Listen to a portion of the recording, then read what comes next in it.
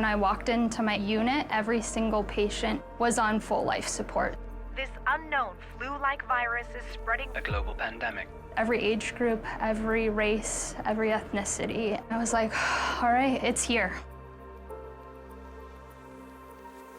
The past 5 months have definitely taken a toll on my entire team. It's physically and emotionally exhausting. We have seen a lot of patients pass away. I'm not just talking about the older population. We've seen a lot of young patients pass away as well. But I think everyone's kind of still walking on eggshells because we're not sure if we're gonna see another surge like we did in July. Honestly, guys, when I walked into our ICU today, it felt like I was walking into the month of July again when we hit our first surge. And I looked into the faces of some of my nurses and they all had that, oh crap, here we go again, look in their eyes. Here we go again. We're seeing another surge and we are back on the front lines.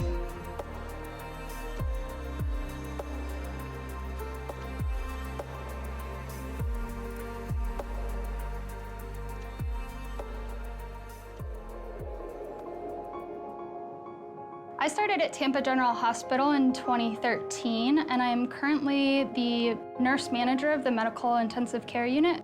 Growing up, I had 2 very influential female role models in my life. My mother, she's actually a dietitian. The other female figure is my grandmother, who was a nurse in World War II. She really inspired me to be a nurse.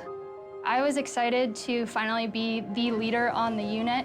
The thing I was most excited about was watching them develop into the best nurses that they could be. Can you just show me that last note from nephrology? So I was sitting in what we call safety huddle, looking at the map of the virus spreading, and it was when it hit the United States, I was like, this is getting real now. After we got our first patient, that's kind of when we decided, okay, it's going to be your medical ICU that we're going to convert into the COVID ICU, and that happened overnight. I have a relatively young team, and everyone was in a little bit of shock. It was really hard at that time. We lost a lot of lives. Caring for these patients is emotionally, physically, and mentally exhausting. It really changed the way we practice nursing, and it put a lot more on our nurses. Families can't be at the bedside with the patients. It's the nurse that's there holding the patient's hand when they're passing away. It's the nurse that's there facilitating FaceTime calls with the family. It's really the nurses that are there the most.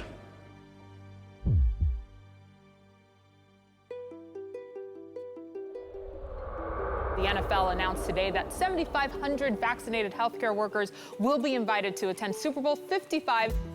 Hi, Suzie. I just assumed that he was maybe going to be presenting a few Super Bowl tickets for some of my team members, but Derek Brooks surprised me and was also on this Zoom call. You, along with 2 other people, will be honorary captains, and you'll have an opportunity to come out on the field and participate in the coin toss. We have all endured so much this year.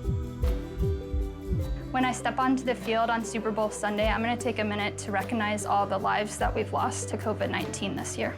It's absolutely amazing that the NFL is taking the time to honor everything that we have been through.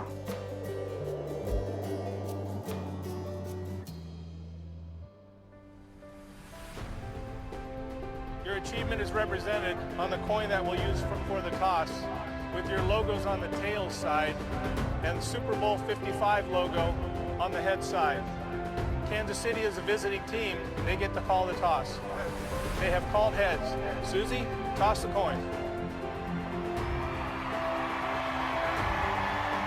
It is heads. Kansas City has won the toss, and they would like to defer their choice to the second half.